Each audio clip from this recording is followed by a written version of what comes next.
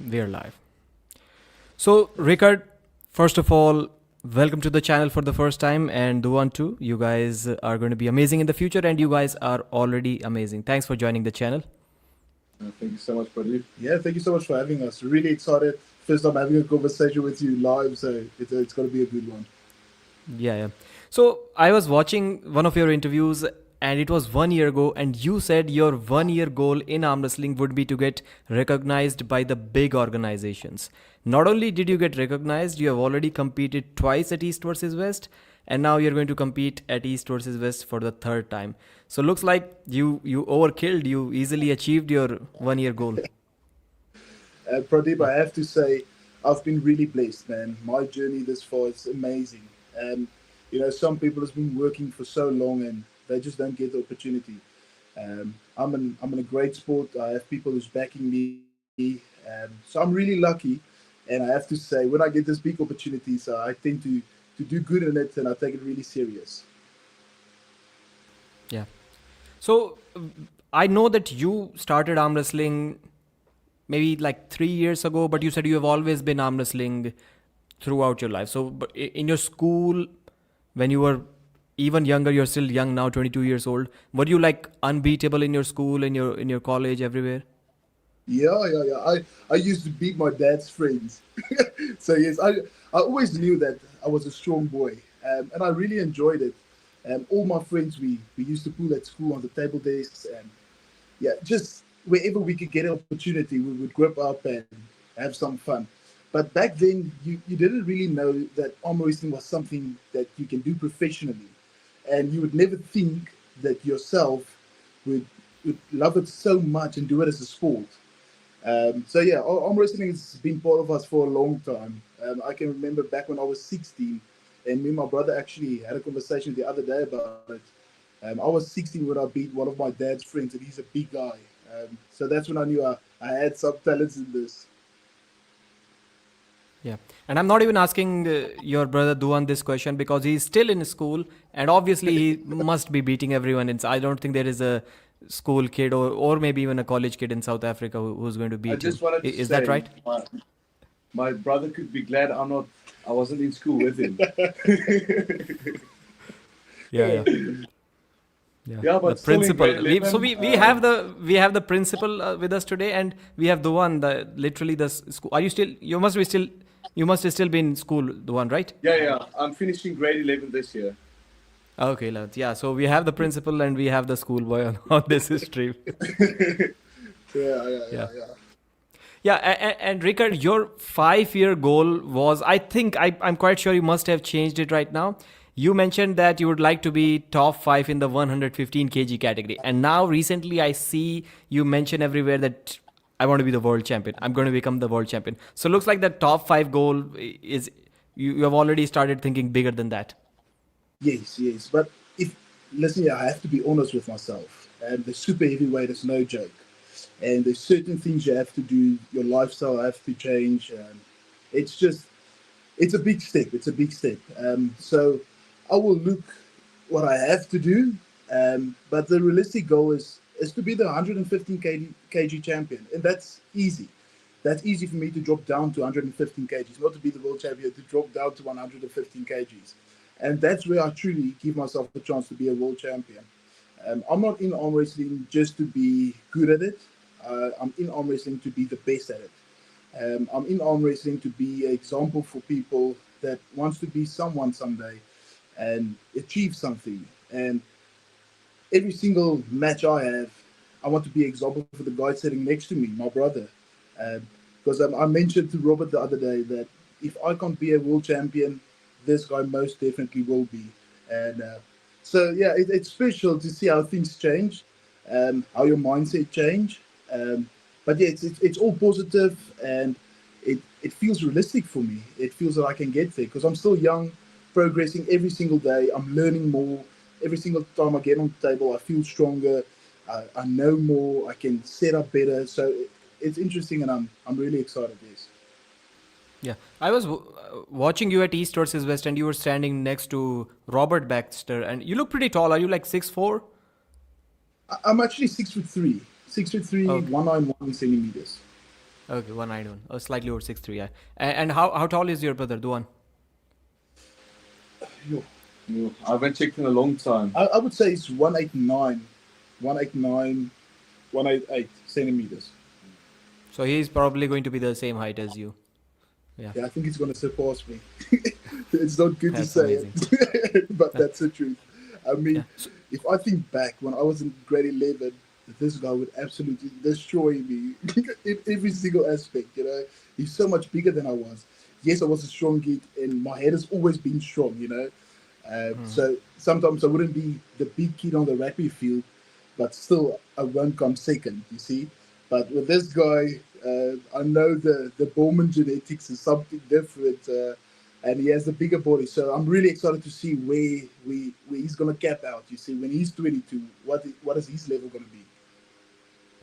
We are already getting like match suggestions for your brother. Somebody mentioned Abhas Rana. Do you guys know Abhas Rana from Yes, India? yes. Yeah, Yes, if somebody I will mentioned eat that. him for breakfast. For breakfast. I would love that match. I would love that match. So you top roll on the right arm, or do you hook? Yeah, I can do both. In the beginning, I just hooped, but then I started learning arm wrestling, and I can chop roll. I can do several things now. Yeah, because when Abhas competed in under 16 at WAF a couple of years ago, now he's 18 years old. He won the Yes. championship, and I think if I'm not wrong, the guy that he beat when he didn't compete the next year, the Georgian guy won the WAF championship. So this shows that yeah, his level was good and it still is good. So and the comment section were saying the same thing as your brother Riekerd is saying. They were saying that the one is probably going to be too much. And if that is the case, then you have a very solid chance of like saying that you're actually going to be the under 18 world champion if you go there and compete at WAF. That would be amazing. Would you see like if the opportunity presents itself, if you can actually travel to the world championship, can you guys, both of you, can you guys see yourself going to WAF worlds? For myself, I won't see myself going there. Pradeep, I mean, I'm at the highest. East versus West is the biggest stage in arm wrestling. This is the place we fight to be, and I'm privileged enough to be there.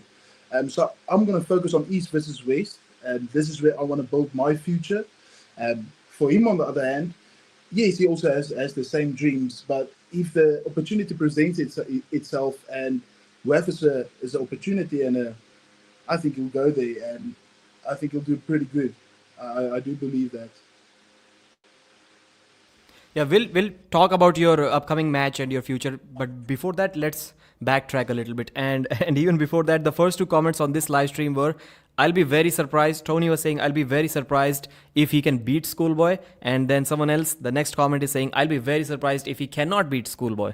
So the opinions are kind of mixed on your upcoming match, and I saw the polls too, about Yeah, 53-54% Schoolboy and 46-47% you. So yeah. it is close. It is close. And structurally too, you guys are way about the same. I'm assuming you weigh like 130 kilos. He's maybe a little bit lighter, 2-3 kilos lighter than you, and Yeah. he's a couple of inches taller than you. So yeah, it's going to be amazing. And age also, I think he's 24. Schoolboy is 24. I believe he's a couple of years older than me. Yes. Yeah, a couple of years older than me. So it is going to be a good match. And they also want the match. You also want the match. When was the first time this match was brought up to you? Did somebody present it to you, or were you already interested in that just by seeing and reading the comments online? Yeah. So I think we all know that this match has been coming for a long time. Not officially, but the arm wrestling world wanted to see this match from the beginning.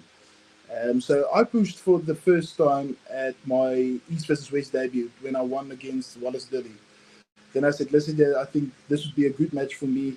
It's a good story, you know. It's a good story. Getting revenge for my buddy Ryan Bowen. So this was the idea, and then things got a bit complicated with visas for Schoolboy and all those kind of things. So the idea of versing Schoolboy disappeared for a while. And yeah, then I got the message a while ago, and bam, there we go. I'm visiting on the left and right hand, on the left and right. So that's going to be interesting. And Schoolboy better with me on the left hand because I don't train my left at all, like zero. I just some table time and all those kind of stuff, but no arm wrestling specifics. So if he's gonna, because I believe the left hand match is gonna be the first match. It's gonna be a part of the prelim, and then it's a right hand match. So it's gonna be a good one, and I'm really excited for this match. I also believe that this is gonna be a good match. I think Schoolboy has a few things to prove, um, because I don't think it's nice to be dealt the way he is. I mean, I'm the new guy on the block, and everyone thinks that I stand a chance. So that's really exciting for me, and that really motivates me. I've heard you say that you rarely train on the table, and now you're saying that your left, you're not doing any specifics. So you're not doing any specifics, and you're also not training your left on the table. I'm not sure if the organizers are going to really love listening to this. So you must be training a little bit for this match, right? No, no, no. I don't have enough time for the left hand, and this is the truth.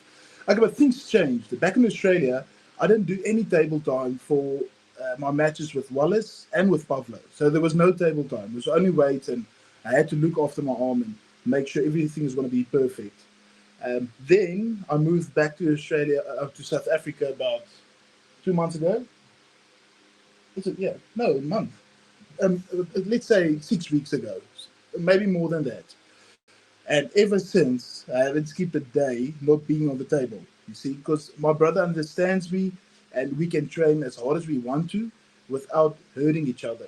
So things has changed a bit. You see, so we train on the table, but on the left it just hurts to pick up any weights, with especially doing arm wrestling specifics. Maybe in the future, if this match goes well, I will definitely look at putting the left hand on the block. But for now, the right is my my bread and my milk. You see. Yeah.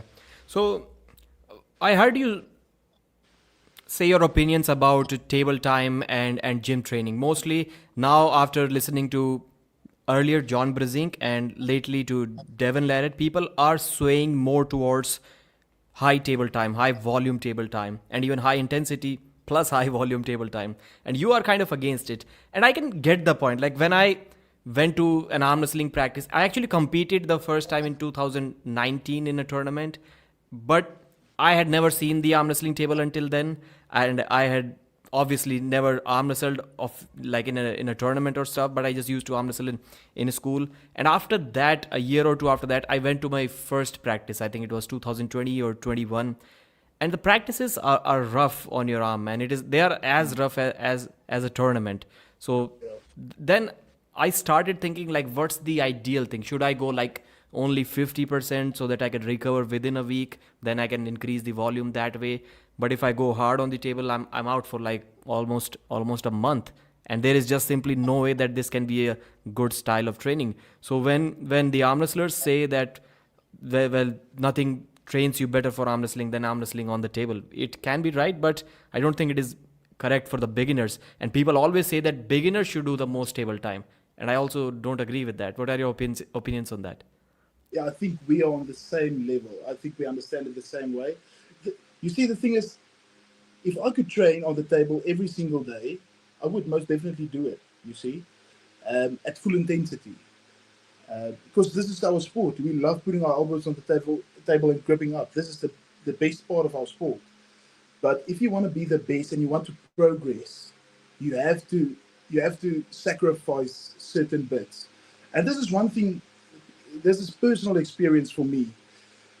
I couldn't get on the table even once a week back in Australia. It was terrible for me. I mean, I got on the table first week, great. I feel like a stud. Second week, my power drops. Third week, I can't pick up my arm. So this was tough for me because you see, when you go to that practice and you have so much pain, yes, I understand there's ways of doing things. And that's why I started changing the way I spend my time on the table. But you see, this is my brother, so it's easy to change the way we arm wrestle. I couldn't in Australia do a table session a week and then hit the weights. It's impossible. I used to hit the table sessions, and then I used to recover to hit the table again the next week. You see, And that's why I changed my whole mindset around that, because I could do weights every single day. And I did the pronation lift and just one rep stuff, even for my cup, all this small stuff. And I could do it every single day. And my numbers would go up. Because you're not putting your muscle through that much motion, you see. So it's always small movements, and that keeps you tight and strong. Yeah. And plus, no other sport does that. There always is a mix of stuff. Like, I cannot imagine Usain Bolt or Noah Lyles or whoever is the best guy as of now. I just cannot imagine them saying that we are only going to sprint on the track. We're not going to hit the gym. I don't think their coaches are going to even allow that. More than 50% of the time, they're inside the gym. And running is something, sprinting is something that you cannot replicate in the gym. Arm wrestling is something that you can on the table, on the pulley. You can pretty much match the movements. And still, arm wrestlers are saying like only table time, 100% table time. I kind of disagree with that. I honestly don't see any other sport doing that. And the other sports that we are talking about, be it powerlifting, sprinting, or any kind of strength sport, speed sport, they have way more advanced training than us. Advanced as in it's much more tested. The results are verified, and none of them just do the actual stuff that they're going to do on competition day. They train it maybe like 50%. On the tracks, they are 50%. The powerlifters who are going to bench press, they're not just saying, okay, today narrow grip, wide grip, and incline, decline. That's the entirety of my workout. They must be doing a bunch of other stuff as well. So I think, and it's working for you. People can give examples of how John Brzezinski was so good, how Devlin is getting so good just by table time. I can give example of you. You're not training table time. You are still in the professional sense, kind of a beginner, just 3 years of arm wrestling, and it is working well for you. So it can go both ways. You see, the thing is, I think if I'm in the sport for 10 years, 20 years, I think then it's starting to become an option to only do arm wrestling specific movements, because technique is probably the biggest part of our sport. This is 100% the truth. I've faced people that are truly stronger than me. Wallace Dilly was 120% stronger than me, but just this small of a movement that I made in the setup disconnected him, and I could fight. So I understand what they are saying, and I wish I could do it. I promise you, I wish I could do it tabletop every single day as hard as I can. But unfortunately, this is not the case for a beginner. Most definitely not. Yeah. And as I mentioned earlier, I was watching your older interviews, and it's nice to see that you were talking about beating your first opponent, your first super match opponent, Mario, who you lost to 4-1 at AWE2. You were saying you're going to definitely beat him. And I think you avenged your loss at the Grand Prix tournament, if I'm correct. You beat him there, right? The 8-man tournament. No. He wasn't Mario there. he wasn't a part of that, no. Okay. So have you Yeah, ever arm wrestled him again since then? yeah. So what happened is I pulled Mario for the first time, my first ever super match at AWE. So yeah, bad day for me. I didn't know how to arm wrestle yet. It was just a bit too much for me. But Mario is really good. He's really good. So he beat me on that day, and then a couple of months later, we had a state competition in Canberra, and that's where I became the number one guy in Australia, because he showed up and we pulled, and I beat him twice. So that's when I got my revenge back. Yes. Yeah. Okay. So you won that match, and when you were asked about Heta Morris, you were saying easy day. I'm going to beat him easy. You did that too, and when you're speaking the same way about beating Wallace Dilly and Pavlo, and you're basically doing everything. I focused on whatever you promised you're going to do in the next year or so, and so far I think you have done all of that. So that must feel good. It's pretty special, man. It's just I really like this sport. I live it every single day. I think of scenarios in my head every single day, because rugby used to be my life. It used to be everything I loved, and suddenly it was taken away from me. So having this second opportunity, it's incredible, man. So I enjoy the sport. I always back myself, and I'm not a guy that gives up. So I'm going to make another statement today, Pradeep, and he can keep me accountable, I'm gonna laugh at Schoolboy on the right hand. I'm gonna laugh at him, and I'm gonna pin him with ease. That's amazing to hear. Let's see. I'm quite sure Schoolboy and his brother are going to watch this live stream. Let's see what they have to say in the comment section. Maybe during the live, maybe after it ends. And that's an interesting question right there. Bob Anderson, has Riekerd tried to arm table practice like Devon has been doing? Before you answer that, I'll try to answer that myself. So when I tried to go to practices, there were guys who were definitely stronger than me. They were like maybe 30% stronger than me. They can easily beat me, even the lighter guys. And even those experienced guys, they also cannot practice in a way to teach me something. Like as soon as we start applying some power, their immediate concern is to pin me. And I was like, man, if the experienced guys are doing this, man, it's a bad place. So I'm table training for a beginner, especially if you're not the strongest guy in the pack. It's a really bad thing. Then I was like, I went to my father one day. I was like, let's try to train with and my father is a very small guy. He's not strong. I'm not strong, and I could have beaten him maybe when I was 13 years old. So you can understand. I was like, you hold me with both arms and I'll go like 90%. So first I'll just do some riser work and I'll try to hammer curl him back and then just go sideways. Tell him to attack my pronation, then cupping, tell him to attack my cupping, and I'm going 90%, he's using. And that way, training with both arms, and I'm going 90% for like 10-15 minutes, that didn't do any damage to my elbows. And I was like, man, this is a much better way to train in a way. Yeah. So I was Yeah. I really liked it. Yeah, it's really good. But you see, when you have a guy that's this strong, that's stupid to do with two hands, because he just rips my pronation open. We tried this. I'm not gonna lie, we tried this, but there's a new training philosophy that we both are doing now, and this is working the best for both of us. So he puts a few bands around his body. Not a few, only one. A few bands. He puts a few bands. You're trying you're sneaky. You're trying to be Levan versus Larry. You're trying to recreate this situation. Hey, but this is great training, I promise you. Because the only thing that makes it not as good is the hand strength. Because I can still be dominant in the hand. But when you take the arm power and you make the arm power more or less the same, or even him stronger, because he knows how to pull with that band around the body now, that gives me a great workout. So he tenses up, I try to block. He doesn't rip through me. He just tenses up to his max, and then I do the same.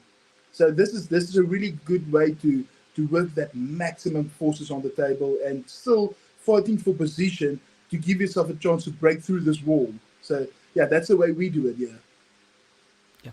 And Duan, coming back to you, how long have you been arm wrestling for? And in your arm wrestling journey in those years, have you came across those matches that this guy beat me and now I've took my revenge and this guy beat me, now I want to beat him in the future? Yeah, so I've been training like, I think almost 2 years now, serious arm wrestling. And in the beginning, I had a super match with this other guy, and he beat me. And that's the first time somebody like 2 years, almost the same age, beat me. And then I started training, and I think it's like 5-6 months passed, and then I just brick walled him. So that was pretty sweet revenge. That's the only revenge I have. That's amazing. That's amazing. But you see, buddy, he's creating a problem for himself. Because I believe in my heart that Tufan today is top 5 in South Africa. I believe that. And I say that with confidence. So he's creating a problem for himself because all the guys under him, there's not a chance. There's not a chance. There's only the top guys. So he's going to fight hard to be at the top, I promise you that. But it's not going to be easy to take his spot. Definitely not. The match he had on this weekend, every single person in that crowd, South African arm wrestling, thought that my brother's going to lose. So how this happened, let me tell you a story. So this is how it happened. So this was another 2 brothers we faced last weekend. So the match was actually only set for me. And I thought to myself, but this guy has a brother, and his brother is also he's a big boy, 166 kg, and he's been pulling for years. He's a legend. He's been at the top of South African arm wrestling as well. And I thought, what? It's just the idea. I know that Duvan has been training exactly the same program as me. We both are in a really good sport. We are just progressing and progressing, and boom, he accepts the match. So no one believed that my brother would win this match, and the way that Duvan won this match is that's incredible by itself. He's a 17-year-old, 2 to 3 years into the sport, fighting without his hand, with Without his hand. pronation and side pressure, and then he wins the match. Incredible. That's Yeah. incredible. I know for sure that a year and a half ago I couldn't even do that. That's So amazing. this is what I'm saying. This guy has serious potential, not because it's my brother, but he trains with me and we grip up, and I can see how serious he is. So it's really good. It's really good. And we are going to lift the level in this country. There's so many good arm wrestlers here, lovely people. You know the arm wrestling community. It's always so fun, and everyone supports and stands up for each other. So yeah, I think the level of South African arm wrestling is going to increase because I think everyone is coming for the Bormans. So it's beautiful. Yeah. Yeah, and you mentioned that you were watching arm wrestling since a long time. You were watching WL. That's how you got inspired, and that kind of taught you the basics of arm wrestling. And that is true. I don't even arm wrestle. The first time I showed up on the arm wrestling table, I was kind of stuck in this position. I was trying to top roll, but I was curled in a hook and I couldn't finish. I was immediately able to stand up and press. That was the like easiest thing in the world, and that was the first time I saw Yeah. an arm wrestling table. But I was watching arm wrestling since a long time. So if somebody puts me on the defensive side in a hook, my arm gets opened up. I know if I try to drag backwards, my arm is going to open up even more. So I have to like push forward so that his hand kind of slides down. I can create leverage, then maybe pull back, and you can easily learn those things. You know what to do just by watching arm wrestling. Like you, for the basic stuff, like Yeah. 70% of arm wrestling is, I do believe you don't even need to train for that. I mean, you do need to train just to be strong enough to apply what you have already learned. But everything else, the basic stuff, I Yeah. think you can learn just by watching. Yeah. Pradeep, when I was in school, I used to watch arm wrestling so much, my dad would get annoyed with me. And back then, I didn't even have any ideas of becoming an arm wrestler. I didn't even know there was a. Okay, I knew a WAL was there, but I didn't think it was going to be possible being in South Africa. And yeah, today, my dad is exactly the same I was years ago. When I walk into the room, I came back from work. He's watching Wallace Dilly versus Riekerd Bornman for the seventh time today. So it's so special, man. And this is true. I think when you really love something, you look at it in a much deeper way.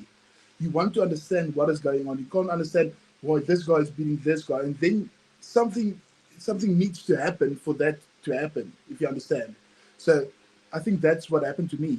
Is I could see that this guy is stuck here. He transitions. He does this with his elbow. He does this with his hand, and somehow I could translate that to the table. So that's really cool.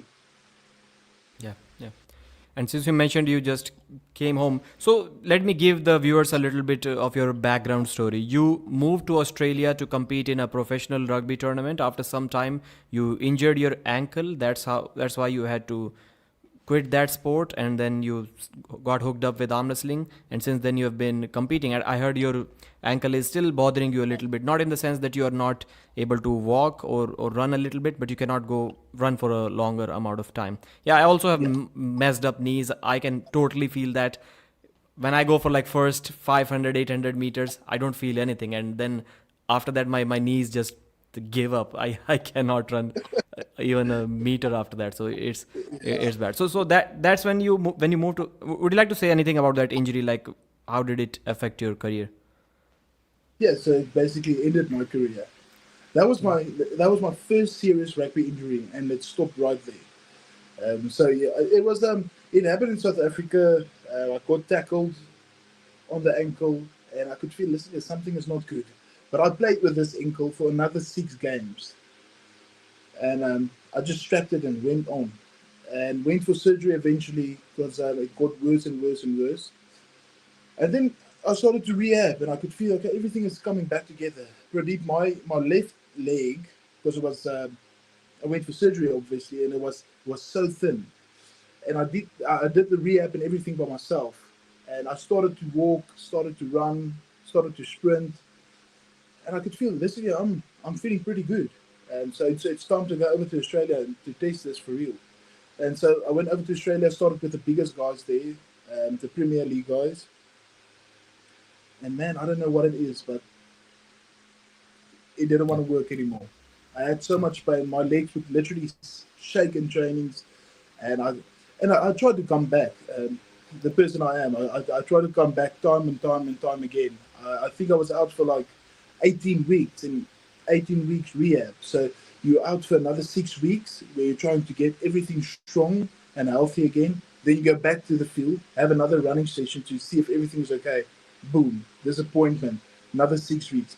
So this went on and on and on and on, and it was just a tough time for me because the thing is, uh, I was just leaving my family behind and starting a new life in Australia, and the goal was to become a professional rugby player. And yeah, I had to make peace with it. And I saw that listen, yeah, this is not my God's plan for me. I have to use my other talents and live it to the highest standards. Yeah. Yeah, it's an interesting and also a difficult thing at the same time to kind of move away from what I would say maybe it was your childhood dream to become a professional rugby player and to instantly fall in love with another sport almost as much, maybe even more than what you were with rugby. That's amazing. So you said you were working as an apprentice carpenter and a restoration technician. You quit your job for arm wrestling so that you get more time to prepare for arm wrestling, and since then you saw tremendous gains in your game. What was the calculation, like the financial calculation that you made in your mind? Like you must have thought, if I can make that much money from arm wrestling, I'm good. What was that calculation? I'm interested in that. No. So that it's totally the opposite, Pradeep. This was a this was a big risk I took. So I knew that this year it's going to be the financial year end. So I'm going to have money to support myself through this year. My studies is fully paid. I made sure of this. My studies is fully paid. I have a bit of money in the bank account. I can look after myself for this year, you see. And that's how it happened. I said, listen here, I'm going to quit my job. I'm going to focus 100% on my upcoming matches. And that's exactly what I did. So there wasn't any sponsorships or money coming in or arm wrestling money doing me any good. It was just I wanted to be the best. I knew that I had to win my matches to get the next opportunity, and this is the truth. So yeah, now I'm back in South Africa. I've started working again. I work at a gym now, and so the goal is always to be a full-time arm wrestler. And believe me, I'm going to try every single day to make this a possibility. Because, like I said, I want to be the best. And I believe if you want to be the best, this is the sacrifice and risk you have to take. For sure, 100%. You have to live, breathe, and eat arm wrestling. That's the way it is.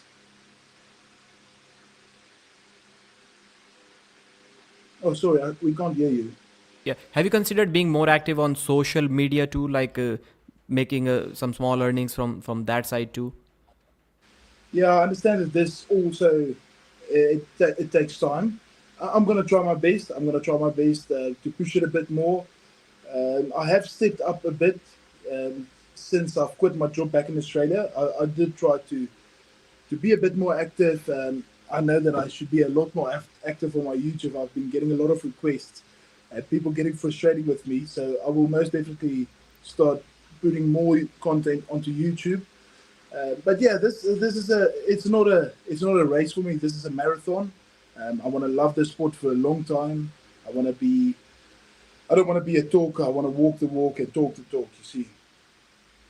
Yeah, guys, Riekerd is available both on Instagram and YouTube, so please go and give him a subscribe. And do one too. They both are on YouTube and Instagram, so you can easily find the pages. So yeah, an interesting thing that I think you haven't really answered anywhere. You mention it, but you don't answer. You said there's a big cultural difference between South Africa and Australia, and that is also a small part why you moved back. What's the cultural difference that I want to know?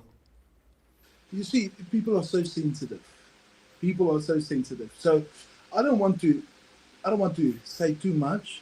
I don't want to say too much, but it's always good to be around people that have the same standards.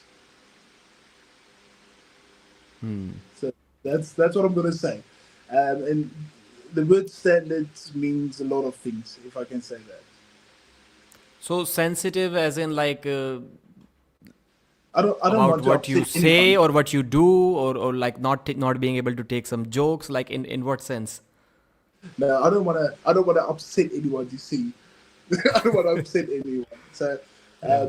yeah, listen, yeah, Australia is a beautiful country. It's amazing, man. The people are truly amazing and really nice people.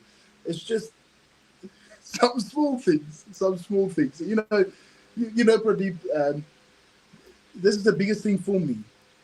The guy sitting next to me, to give this guy a hug again, to grip up with his hand and to train with him, to laugh with him, and to make food with him. It's incredible. And this is a special thing, and people is probably going to laugh about this. And I'm going to share it anyway because this is the truth. This guy has never slept in his own bed. We have always been sleeping together. Always, always, always. This is the way we've grown up. So this shows you how tight our bond is, you see. So nothing in this world can take that away from me. And that's why I decided, you know, I don't want to live a life for myself because I don't have my own family yet. I don't have a wife or a child. So I want to live a life for my family and with my family. Because this is the people Yeah. that brought me up and made me the person who I am today. Yeah. And that was the same for me. Like we also used to live in the same room, my brother and me, until I was 19 when I moved outside. I got a job, a government job. I moved outside when I was 19 to some other state. Until then, we were also in the same room, and it's like very common. And still, even now, we like sometimes think about, okay, how can we quit our job and like move together? And the parents are also in the same house, like on maybe on different floors. That will be a very ideal situation. So I can totally understand what you're trying to say here. Yeah. Yeah. And that can also be a big cultural difference, as you were mentioning, between Australia and South Africa. Yeah. It could be. It could be. It could be. I just never heard. I just never heard two big guys sleeping in one bed.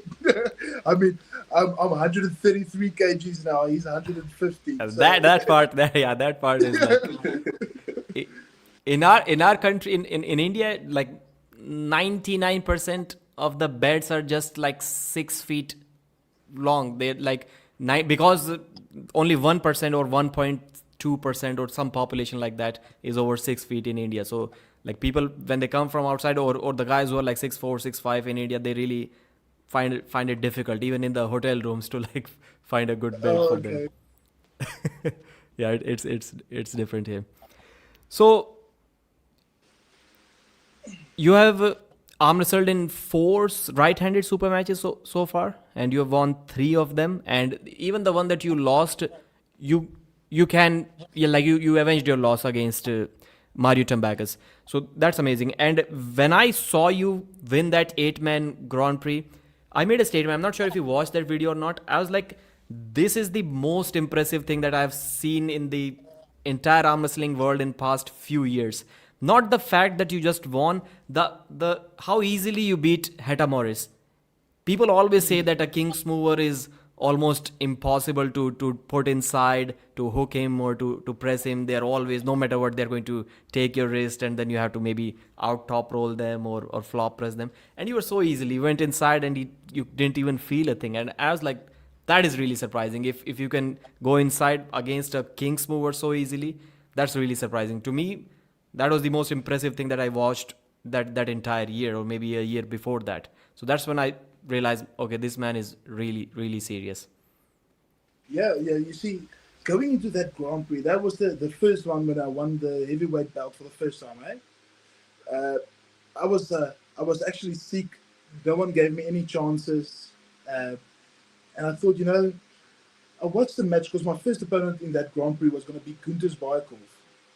And I thought, okay, I've seen this match between Ryan and Gunther's, and not even Ryan could top roll him. Ryan had to go in and hook him. And I understood that back then, Ryan, he's a really good top roller, and he couldn't top roll Gunther's. And that's why I decided, listen, yeah, I'm going to commit today. I don't know how to press, but I'm going to do it. And that's where the press lane, I found the press lane. And with Matarangi, yeah, I don't know. I probably just cut off the pronation and went straight over him because my arm was also a bit long, so I think it's a bit uncomfortable. But another funny story is afterwards, me and Marta, we gripped up with a strap on and everything, and we top rolled, and we broke a few buckles as well. So it's probably for the best that I went forward and pressed him. So have people started like recognizing you a little bit in your country? Like, no, I'm talking about non-arm wrestlers, not arm wrestling fans. Like generally people like who don't really watch arm wrestling, but they were like, I watched you in that arm wrestling game. Do you ever get that? Yeah, so I'm really privileged because there's a lot of papers going out with me in the papers that Riekerd Bornman is in America fighting for his country on the arm wrestling table. So there's a few of this stuff going all around. So I've been in quite a few. So yeah, people do know me, but it's not the world's people. It's like I've met probably 10 people who knows me. And you know, the other thing is, oh, that's also it's so cool. There's one guy in my gym. We were doing it's just the other week, 2-3 weeks ago, and we were doing the pronation lift. And this guy came up to us. He said, there's not a chance. You guys must be arm wrestlers. And we're okay, yeah, we are, and we are wearing the East versus West shirt as well. And he said, I'm watching this East versus West. I said, do yourself a favor, just go type in my name there, and you'll see I'm also competing there. Someone from South Africa, and he was so surprised that I gave him my number, and we had a chat yesterday, and he congratulated me and my brother on our big wins this weekend. So yes, you are getting recognized in public, but it's not insane yet. And I believe it will get there because there's not a chance that we are backing down. Yeah, for us, for me, the South Africa was like for one thing, and for most of the Indians, it was about cricket. So we knew Jack Callis, we knew Herschel. You're probably too young to know about them. Maybe you do, maybe you don't. No, that's legend. So I know the names. Yeah, Jack Ellis, Herschel Gibbs, Johan Botha, Sean Paul, like my all-time favorite. So we used to know all of them. And since we stopped watching cricket, me personally, South Africa kind of went outside of the map. And now you guys are the new South African sportsmen that we are looking forward to as fans. That's really Yeah. cool. That's really cool. Thank you for this. Yeah. So I'm going to ask you your opinion. So first of all, Duan, you said you're going to compete in the tournament on the same day. So, or did we talk about that before the live? Is it something that you? Yeah, we're going to Yeah. mention it again. Yeah. So you're not trying to hide it or something, right? No. This is big news. This is really Yeah, big news. So yeah, Duan is also going to USA with Riekerd, and he's also going to compete not in a super match but in a tournament. So is it going to be both left and right? That's up to him. Yeah, probably just for the experience on my left. Okay. So just like your brother, your right is also like on a different level compared to your left. Yes. Also not training my left, but I must begin training my left. Yeah, you should. That's double the matches you get.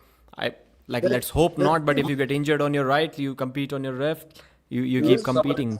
I also had the same argument at the arm wrestling this weekend, and it's true. Yeah. Yeah, AB de Villiers, I don't like that guy. He used to scare me, man. He was too good. He was too good. Well, AB de Villiers, yeah, for sure. Yeah, he was too good. Yeah, he played rugby as well. Eh? Yeah, back in school. Yeah. Yeah. So you're going to compete both. I think that's going to be amazing. And just think about it, because the world, I know you mentioned that you're probably thinking more towards the professional side, but if you go to Worlds and you somehow win it under 18, that's going to be a perfect, because the next age group is going to be 23 straight away. So the one for you, it's going to be a little bit difficult. For you still have maybe 1 year. So just think about competing under 18 age category, super heavyweight. It's going to suit you perfectly. Like the way Abhas won the WAF Worlds. Yes, it doesn't give you anything in terms of like financial benefit or anything like that, but it gives you recognition. The world started knowing about Abhas Rana, and people are already talking about you. But if you somehow win it, then it is going to be like even better for you. And you're perfectly suited in terms of your size and also your age. You're going to be almost 18 when you compete in the under 18 tournament. I think it will be good. And Yeah. when are you going to turn 18? Next year, the 3rd October. 3rd October, man. Next year, the World Championship is in India. It's in October. So I'm not sure how they calculate age on which date, but yeah, it's Yeah, in I October. think And you can be 18. I think under 18 means 18 and under. That's what I think. do you really think so? I don't think so. Yeah, man. Okay, so No. is it? Yeah, See, it's 18 and younger, I think. yeah. I believe so. I believe so. Okay. Anyways. So yeah, I'll ask you a couple of questions about. First of all, we discussed your match a little bit. Somebody asked, "Is your hand stronger than Schoolboy?" I think I'd like you to answer that. And also, you mentioned that you're going to hold him in the center and talk to him. Like, do you think you can do that in the later rounds when you've already destroyed him, beaten him, or even in the first round? Like, you have to believe that the first round is going to be close, even if you win that match. I think the first round's going to be really interesting because I think I know where Schoolboy wants to go, and I think it's going to be bad for him if he tries to do that. That's what I believe. That's what I believe. I can't say what I will do in that first round, but I'm telling you, I'm really strong now.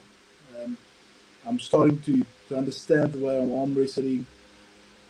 So it's going to be a tough one. It's going to be a tough one. I'm not underestimating him at all, but I just have so much confidence in my arm right now that I have to see myself winning. And if I stop that match, it's going to be fireworks. Yeah. In the past few years, we have seen that Schoolboy is also doing good in a hook. So I also think that match is going to be interesting. And somebody was mentioning that you versus Dave Chaffee in 5 years. I think they're underestimating you right now. Like 5 years is a very long time. I would like to see that match next year. The way you have been going, 2026 is the right time to make that match. Imagine that. Imagine that. Yeah. I would be ready for it 100%. Yeah, because beating the only way the thing that I saw from you, you beat Pavlo. Yes, he got injured, and I have a question about that later on as well. But still, man, you beat Pavlo, and Pavlo is no joke. Like that win should tell you that you should be able to beat Schoolboy. I don't think Schoolboy is at Pavlo's level, or maybe he is, but surely he isn't stronger than Pavlo. That's what I would say. Yeah, I think Schoolboy is starting to develop, and we all can see that there's a reason why everyone is calling him School Bus these days. There's a reason behind it, so we have to respect that. And yes, I understand that Pavlo is really strong, um, but we don't know where Schoolboy's level is at right now. I mean, we don't know that his style is going to match up with my style. I know for sure, but it's going to be really interesting. It's going to be. I think it's going to be much more easier for me gripping up with his hand than gripping up with Pavlo or Wallace. The hands were so big and so strong. I'm not saying Schoolboy's hand is not strong, but I'm talking about the thickness, and I think this is going to be an advantage for me as well. I think you can understand this question. Can you answer it? Yes, die sal in junior open class kan deelneem, dink at by Worlds. Yeah, just Like what language is this? it's Afrikaans, our native language. Okay, so what's he asking? Like, is he asking to She compete said that in the war? yes, we will be able to compete in the junior class. Okay, even when he's 18, yeah. That would be amazing. I would love to see you in India next year, like competing in Worlds under 18. That would be really amazing. Kim Kima from India will be there. Do you know? I'm not sure you know Kim Kima. He's also Indian arm wrestler. He's 16 now. He's 16. He weighs like 110 kilos, and his hand is like so wide. His hand is like, I would say his hand is wider than Dennis Siplenkov. Asian. Yeah, it was 60th agent. I think it's a guy that had the match with Abbas the other day. Yes, Isn't it? exactly. Yeah, yeah, Yeah. yeah, yeah, yeah. Yeah, Abbas yeah. Abbas won Abbas won 3-0. He's 2 years younger than Abbas. He's 16. Abbas won 3-0, but like he was vomiting and stuff after the match. Kim Kimmer really made the third round interesting. And it has like 6-7 million views, I think. Maybe combining all platforms, like even more than that. Like it has many views on. So that would be interesting. Really interesting. Yeah, Yeah. I actually checked that match yesterday, I think. Yeah. Yeah, he's a big Yeah. boy. He's a big boy. That what's his name Yeah. again? Kim Kama. Kim Kima, yeah. Kima. Kim Kima. Yeah, he's from Kim Kim. the northeastern part of India, and he's doing Yeah, good. He has also not been arm wrestling for very long, I think, and he's like 16. So Yeah. I hope he it's does so well. good to see all this young Yeah, talents coming up. It's incredible to see. yeah, yeah. And That's amazing. Abbas, is he a year older or is he exactly the same age as me? He's a year older. He turned 18 few months ago, I think, maybe 3-4 months ago. He turned 18. Okay, so this year he's in 18. Okay. Yeah. This year he turned 18. So he's also going to be there, but he'll be competing in like youth, I guess, under 23 that is. So that is going to be a difficult task for him, Yeah. surely. Yeah. So let's you just answered the question. You are going to beat Schoolboy. You're not going to reveal your plan, but I can see that match going inside. Like I don't see him top rolling you. I also don't see you. Maybe you will, man. If you top roll Pablo, like like who knows? Maybe you are going to top roll. But in a hook, I can definitely see it being a close match. Like Schoolboy's hook is good. It's good. And the one Yeah. thing that you maybe worried, or maybe you're talking about that if he tries that, it's going to end badly. Maybe you're talking about the flop press. I think he has that weapon, and he is going to use it against you if he needs to. Yeah, at least I have a strong center table game, so I'm happy for him to come. I'm happy for him to do whatever he has to do. I think it's going to be really interesting. I think I have to be really sharp and really quick. This is going to make the match. This is going to make the match because Huawei has a bit more experience than me. He's almost a bit more familiar with the game. Mom is still getting there. I'm starting to find my way.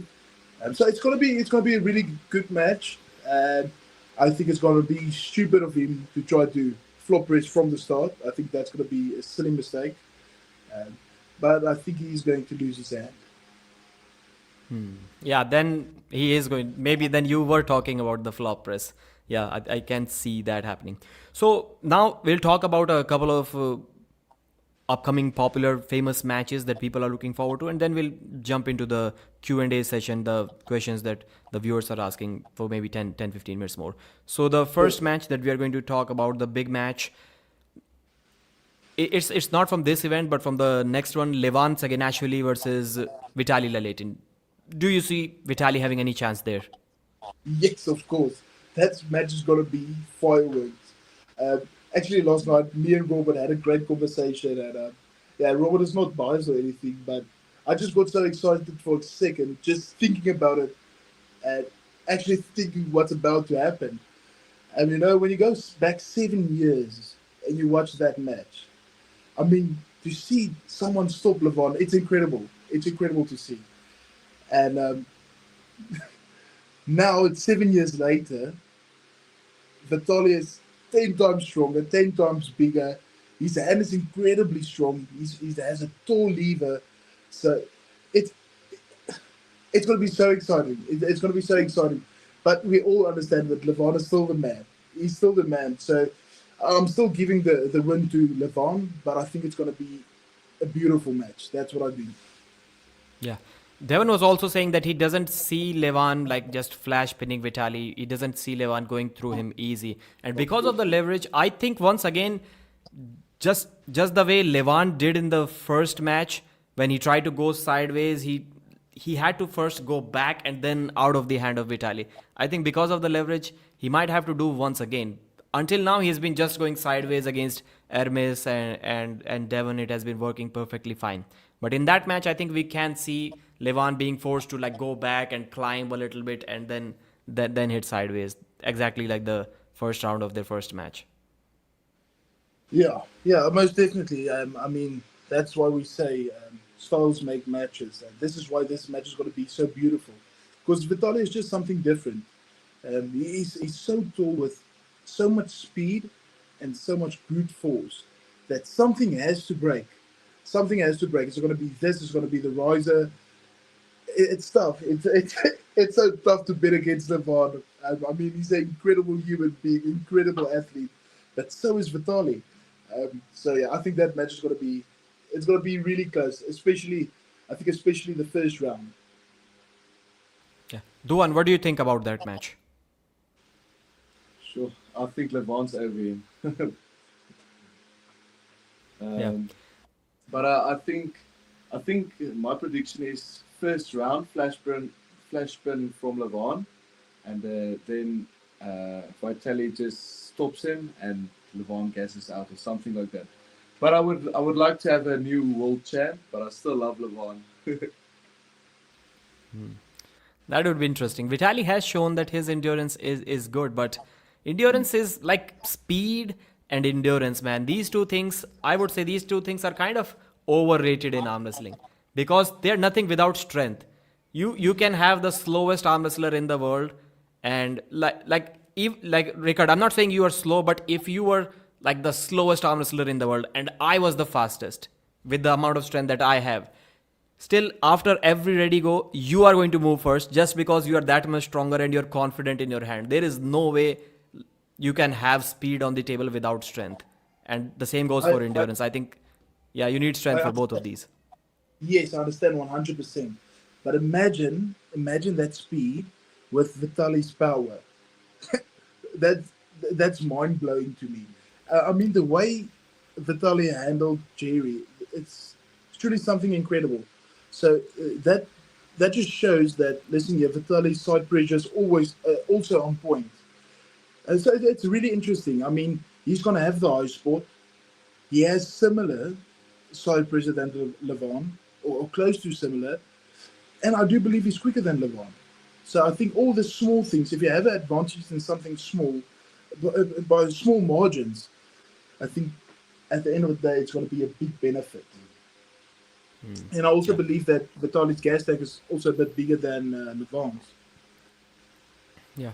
But you mentioned Vitali's speed, but I'll also say that when have you ever seen anyone move faster than Levan off the go? I think that's because of his speed. Levan just, he's 180 kilos. He cannot be that fast at such a high weight. And you see, I think the Dimitri Trubin 2018 match, that was one match where Trubin put him a little bit off center. He moved faster than him. Otherwise, Levan is always the one fastest off the go.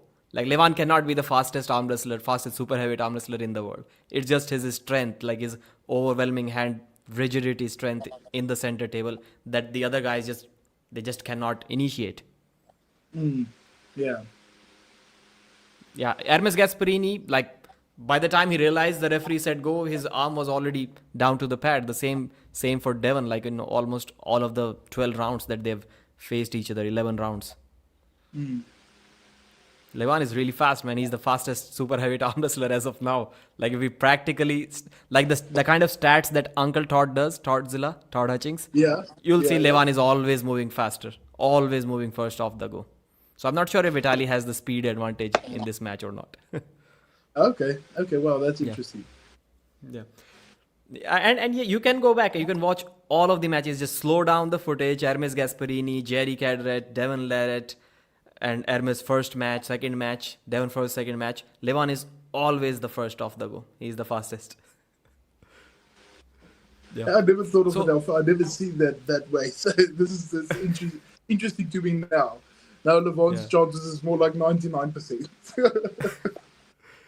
yeah. And the second match, what happens in the Devon versus Vitali match if Vitali has already beaten Levan, and if the second case Vitali has lost 3-0 or 4-0 to Levan? What happens in the Devon match? You see, when you look at Devin and you see the confidence and how bad he wants that match and what he's about to sacrifice for that match, there's not a chance that I'm not giving that match to him. I'm a big Devin fan. He's the guy that got me into the sport, that made me fall in love with the sport, that learned me everything, not personally, but through his videos, through his actions. So I'm most definitely giving it to Devon, and I can also see him winning this match. Um, Even though I think it's gonna be a tough one, but I mean I think we get a clear answer, and I understand that styles make matches, but if you look at Ernest Gasparini versus Devon and Ernest Gasparini versus Vitali, um, I don't think Vitali's going to hold on to Devon's hand. I think Devon is he's too tricky for that. So yeah, that's also an interesting match, but I think Devon has it in the bag. Yeah, I also think Devon is going to be too strong for Vitali.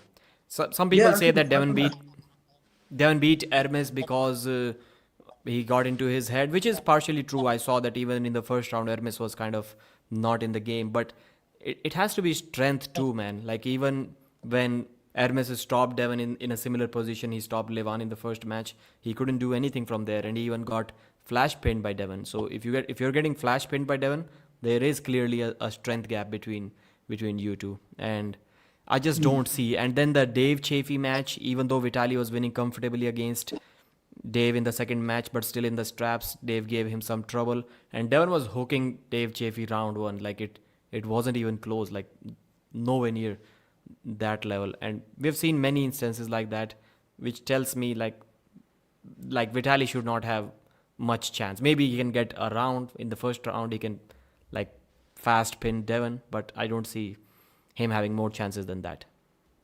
Yeah, that's an awesome match. I can't wait for that to happen. I think everyone is just begging for that match to happen, but I think we will see it, and I think it's going to be one of the best matches we'll ever see. And I'm guessing Duan wants to see Vitali win this match. Not a chance. No, I'm a Not Devon chance. fan. Okay. Okay. So, you want him to win and you think he's going to win, right? Devon, yes, I think Devon's gonna win. He's gonna be prepared for Vitali. I know it. Yeah. Lately, in last 2-3 years, we have been seeing some weird styles. Like we have seen arm wrestlers arm wrestle in a way which nobody expected them to arm wrestle. Hermes Gasparini was never really in a flop press position, and the next day he's stopping Levan in a flop press position. So weird things like who would have imagined that Vitali will be flop pressing Artem Morozov in that left arm match. So weird things are happening. So I can totally see the match going anywhere. Like I can see maybe Vitali taking Devon's hand, although the possibility is very low, and Devon trying to flop press Vitali. I can see Vitali trying to flop press Devon. There is going to be some pressing at some point in this match because anybody. That's the cool thing about arm wrestling now. When I watch arm wrestling matches from 10-15 years ago, as you mentioned, even your brother 17, he lost his wrist, still kept arm wrestling. You go watch matches 15 years ago, and people rarely used to do that. Rarely. Yeah. The female arm wrestlers still don't do that too much, but back in the day, if you took the wrist, 90% chance the game was over. And now everyone is flop pressing. Top rollers are flop pressing. Hookers are pressing. Pressers are pressing. things are a little bit different now. Yeah, it's just the one thing that's a bit concerning is if you watch the match with Michael and Vitali. I mean, that long lever just with that grip strength just crushing down on your arm. Boom. So I think that's going to be a tough one, and David is going to fight really hard to keep him out of that lane. Uh, how he's going to do that has to be really strong to do that. Because I think if Vitali sets that press, it's going to be tough. But Devon is also so tricky. I think if he feels Vitali coming forward, he'll probably put the frame on the line. And the reason why I'm giving this match to Devon is when you look at that Michael and Vitali match, Michael looked incredible. I mean, he could stop Vitali in the center of the table. I didn't expect that, not a chance. I expected Michael to stop him, most definitely stop him, and then to gas him out. And yes, like Michael said, his grip is just so strong, he couldn't climb up, and Vitali just crushed his riser. Yeah. And now we're going to move into the Q&A session. We'll try to finish this in less than 10 minutes. So let's try to get the answers quickly. And Duan, you can also answer the questions whenever you want. So I'll be sharing the screen. So these are the comments that I got under the video and also under the community post. The top super match that needs to happen, but nobody's talking about Brian Shaw versus Riekerd. Are you ready for that match? That's a good match.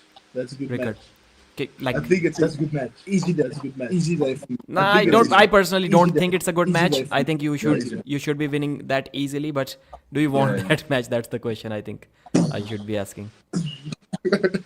That's all I Yeah, have yeah. to do. Easy day. Yeah.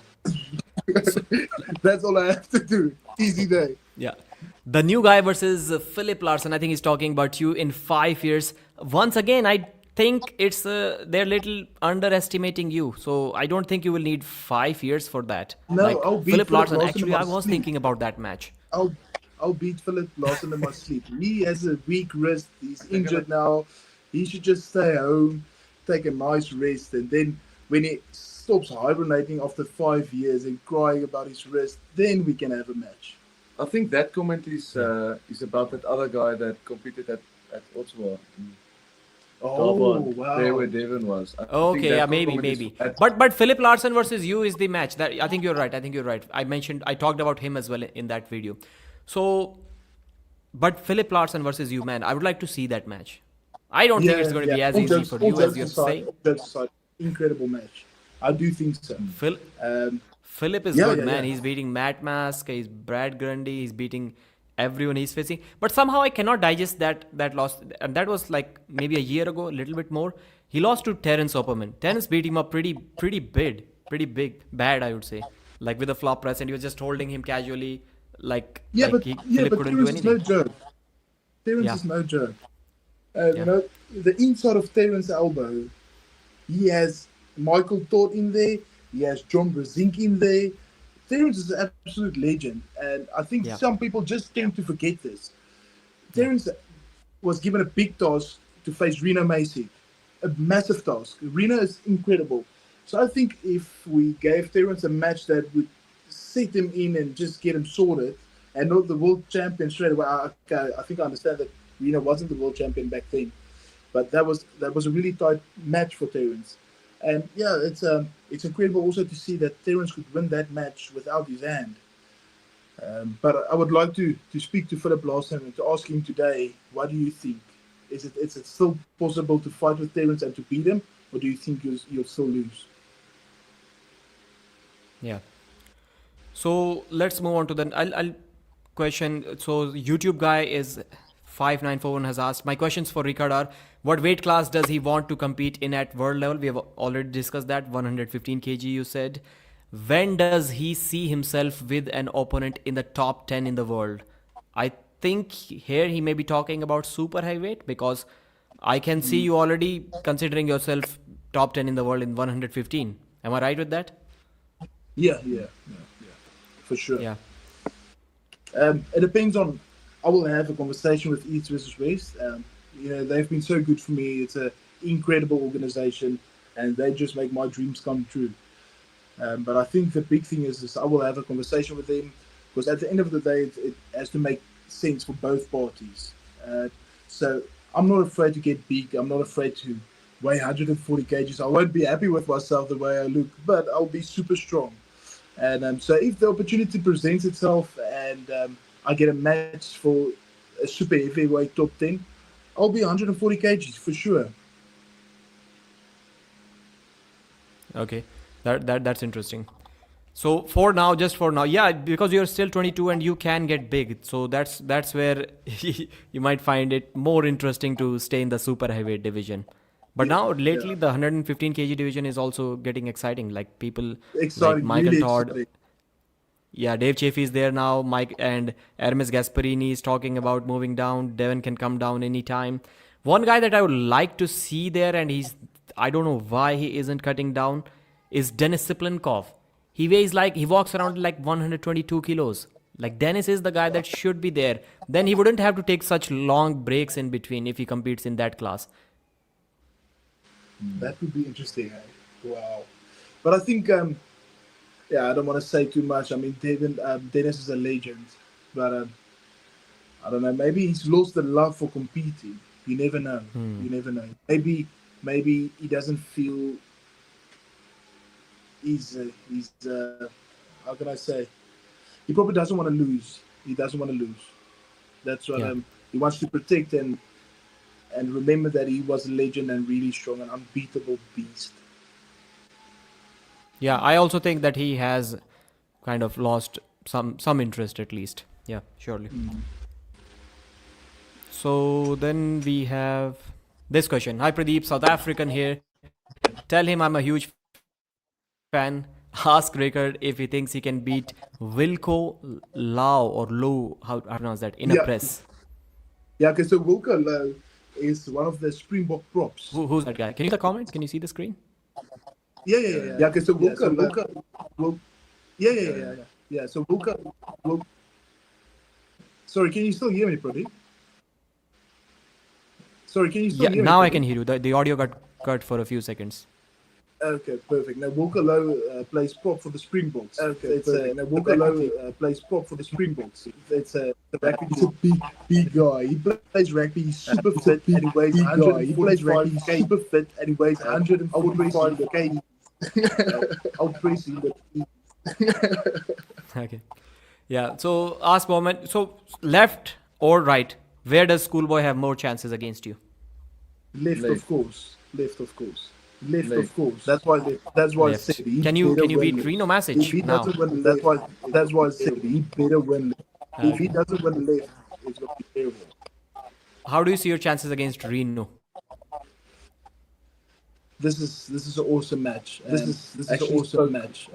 Actually spoke. I would love to drop down to 115 kg class, and I can feel that. I would love to drop down to 115 kg class, and I can feel that I can be a massive opportunity. He's a superstar, and be a massive opportunity. We can see you getting some appreciation. People think you're Boers. Is that like your clan, or how do you call it, like ancestors, or is he talking about you? Of course he must be talking about you, right? Yeah, it's our culture. Yeah, it's our culture. Gotcha, okay. Africans. There's African. Yeah, it's just it's called a boer, not a boar. It's a boer. So you're how Not a boar. It's a boer. okay. Your audio is getting cut a lot, man. Okay. Yeah. I can hear myself speaking. Training question. We got some training question. Yeah. I can hear myself speaking. Okay, maybe it's because of the screen share. Maybe let me just turn off. I'm not sure. Yeah, it's, whenever you do that, I can hear myself. That's better. Okay, that's why the audio was bad. Yeah. Okay. So a training question. Somebody was asking me, like, what do you train, like, in terms of weight increase? Do you note down your stuff, like this week I'm lifting that much, next week I'm lifting that much? How do you train? So I don't have a specific program. I always listen to my body, how I feel. Then I always start off with doing a gym session, a full body session. I don't train legs anymore, but what I mean with full body is upper body. So there's bench, lat pull downs, rows, bicep curls, tricep extension, shoulder flies, all this kind of stuff. And then when I come back home, I do all my specific stuff at home. That's the pronation lift, cupping, high cupping, low cupping, rising. Then I would also do, sometimes I would do some heavy hammer curls. But yes, I always listen to my body, and that's the way I train. I think that this has been working for me for now, and I think things will get a bit more serious, and I will find a specific way. But for now, I can see that I'm progressing every single day. Boom. So I'm happy with that.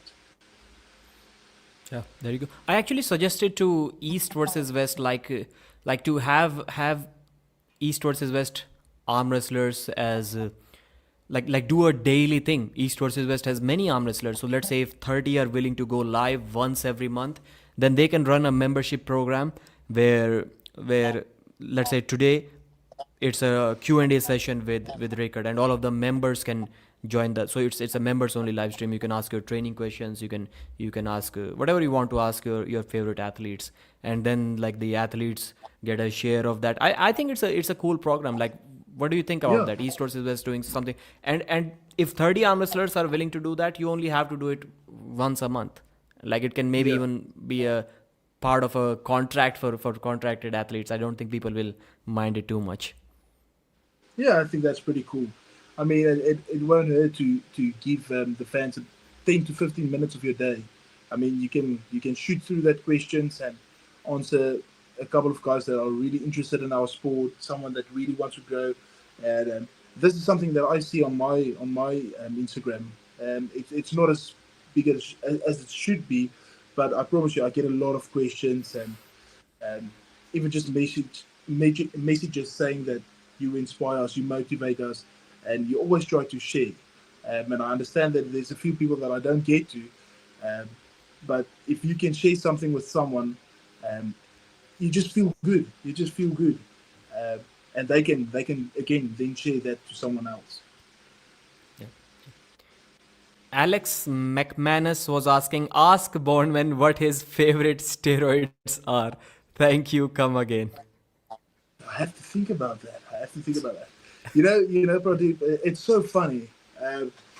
Everyone always says that I'm on steroids. Even back when I was in school, when I played rugby and all that. And this never, it didn't bother me. Now I sit back when they say that to me. I just say, Duvan Borman enter the chat. Then now he also has to use some. So this is why I'm so happy now, because this guy's 10 times bigger than I was. So all those people, just look at my brother, and then we'll talk again. So Yeah. thank you for that comment, sir. I do appreciate it. But just imagine if I get on that stuff, I'll be massive. Yeah. Yeah, the guys who are genuinely natural and they get accused of using steroids, that's, first of all, I would think that it must sound like a compliment, because Yeah, you think, always. yeah. That's the way I see and the it. second thing, yeah, and the second thing which you can be doing, or anyone else who is being accused of using steroids, you can go after the guy who's putting those comments, and you can say that, okay, you pay for my drug tests, you'll sponsor the entire testing, and then you make a content around it, and you prove to the world that you are natty, and also make content about it. You can grow your channel. I think that would be the most amazing. So Yeah. I would ask Alex to pay for Yeah, pay for please do that. Riekerd's test, whatever he wants. Yeah. Please do this. Let's see if we can do that. I think it's a great idea you just had now. So let's Yeah. see if this guy can put his mouth where his money where his mouth is. Yeah. Yeah. Let's see this, and I'm more than happy to do it. I promise you. I always think about it. That's an amazing strategy, because like if I was competing and I was natural and people said, okay, you're on steroids, I would, and I'm a content creator, so I would love, okay, I'll call that person out, pay for my tests, whatever you want to test, and it's a win-win for both of us. I get tested, I get my results, I get to show them to the world, I get some views, some subscribers from that, and he gets to shut up with his, after spending his own money. So that's a really cool situation. Yeah. And then some questions from the community post through actual height. Somebody was asking, you've already answered it, a little over 6'3", about 6'3". Where do you see yourself in the rankings next 3 years? You have already answered that. I think you would like to be the champion by then in the 115 kg class. We have discussed the schoolboy matchup. What do you think? There's a question. What do you think of Pradeep's arm wrestling? I'm quite sure you have never seen me arm wrestle. I have. I actually have. Do you No, you low hand top roll? I have seen something. No. I don't know what I do. I only competed in 2019 and 2020 before COVID. So I only competed in 3 tournaments in my life. That's it. I have seen you arm wrestling somewhere, man. Have you ever posted something of yourself arm wrestling? Yes, I have. Yes, I have seen something somewhere. I can remember something. The first match I was thinking, I was talking about when I was saying I was stuck here and I pressed that guy. I have posted that, and there was a guy that I competed there, and I flash pinned him. My first match ever, and I felt bad for him. I was feeling bad for myself, knowing that I'm not strong. I'm just trying my luck here. I'm not going to be able to do anything. and then I flash pin this guy, and I was like, how delusional is he? I'm thinking already about quitting, and I'm flash pinning him, and he's he's competing. That's what I thought when I saw him again, like 4, 5, 6 months later, and I recognized him. That's the same guy. Okay, I'm going to play with him a little bit. So I in that second tournament, I faced the first guy and the second guy in third guy in first two matches, and I got flash pinned. Somehow I still got a third match, and I got that guy that I beat in the first one, and I was like, okay, I'm going to play with him. I like just curled him in, and I arm wrestled for like 20, 30 seconds, and the referee was like, look, bro, just end it. We have other matches too. And then I pinned him. And then again I felt bad for him. I was like, man, I'm not competing again after this one. I don't think let's create content. I'm not strong. This guy has the dedication to continue. Why? Why? Yeah, you see, sometimes that's a great mindset. Yeah. There's I also saw ones that I saw a quote. It said something like, if you don't succeed in the first try, then quit. Winning is not meant for everyone. Not everyone can be a winner. terrible mindset. You can never That's say that. that's the mindset that I have. Uh, Yeah, it was funny. It was funny. Anyways. So, how do you think Levan would match up with Prime Bowen? Is there any possibility? I've always heard you say a lot of positive stuff about Ryan Bowen, yeah. And somebody was Yeah. asking you any coach. Like, now you don't have a coach, I don't think, but yeah, you could have said that Ryan Bowen was your first coach in arm wrestling. Yeah, of course. Ryan was one of my best friends. I mean, he's still my friend, but we are not this close because we are all over the world now. But yeah, Ryan is a really good friend of mine. He's the guy that always believed in me, learned me every single thing he knows. And we had so much fun, and yeah, he's an incredible human being. The way I know him, I didn't know the other way, not the other way. I didn't know the other side, what was going on before I met Ryan. I always knew Ryan as the guy that's always there to help me, to give me opportunities, and to learn me. And I respected that from day one. So yeah, that's why I love him, and I will always be friends with him. And I'm probably going to his wedding and all those kind of stuff. So it's really special for me. Yeah, that's cool to hear. Then we have, does Riekerd consider himself the favorite or underdog against Schoolboy? We have discussed that. Ask him, who do you think will win, Vitali versus Devon? We have discussed that too. Do you plan on really piling on the pancakes and reaching the top? We have discussed that too. Although you did say in one of the other interviews, you're not saying never, but in the near future, the answer is no. That's what I remember you saying. If I can be honest with you, I think it's going to be at least another 10 years. I'm 10 really years is a lot blessed. of time, man. Yeah. I'm really blessed with great strength genetics. And you see, Pradeep, I really want children. This is one of the most special things for me. And I won't let anything throw that off for me. So I'm gonna stick with my natural strength. I'm gonna build as big as and as much as I can. But I understand sometimes what you have to do to be at the top of the sport. But that time is not close for me now. Yeah. And I know nobody's asking about me, but if I compete, I'm getting on the juice tomorrow, a day before I start competing.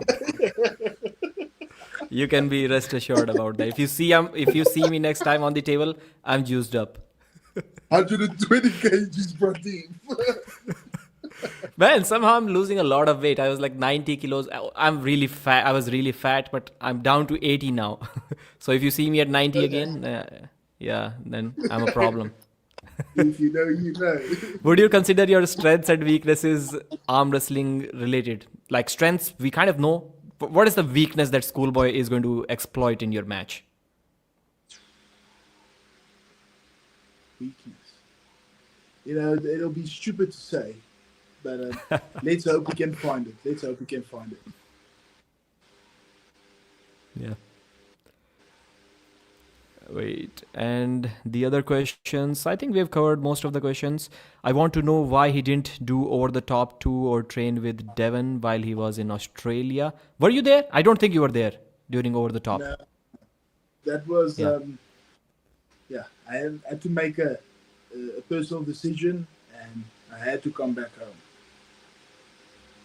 Okay. Now I feel like there is more to this story than your. Like, maybe I'll ask you privately. Maybe you'll answer there.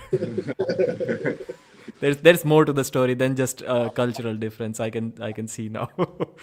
Okay. Yeah. Thank you, sir. You guys are amazing. You guys are the future of arm wrestling, the two next big things that we have seen. And I really, you can understand, brother, last 5-6 years. And I've been watching arm wrestling since like 2014 Game of Arms days. I've been constantly watching arm wrestling. And since 2018 or 17, I would say, I try to watch every single possible video. So I have watched a lot of arm wrestling. And now I see guys come and go, and I rarely get impressed as much as I did with after your performance again recently at the Grand Prix and against then Pavlo and a bunch of other matches. And now your brother is doing the same. So I hope you continue the same way, and I would really love to see you guys become world champions, both of two first two brothers world champions at East versus West or whatever is the top organization at that time. That would be really awesome to see. That'd be good. Thank you so much for having us, Pradeep. We really appreciate it. This is the sport we love. We are going to give our best, and we will try to work on our social medias and push it a bit more. But once again, thank you so much for your time. We really appreciate it, and trying to get our names out there. Thank you so much, sir. We appreciate it. Yeah. And thank you so much. For Again, everyone and social media is a must. If you want to become a full-time arm wrestler, social media is a must. Job plus, I always say that job plus training for arm wrestling plus YouTube. These three things are almost impossible. Somehow Todd Hutchings is the only person who's doing that. He has a job, he's a world champion, and he still uploads stuff regularly on YouTube. He's the only person who has been able to do that. But it's really difficult. So if you ever quit your job again, then it's time to go full-time on YouTube for sure. Yeah. Thank you guys. You guys are awesome. Bye. Thank you, Pradeep. Thank you, Pradeep. Stay tuned for the schoolboy match.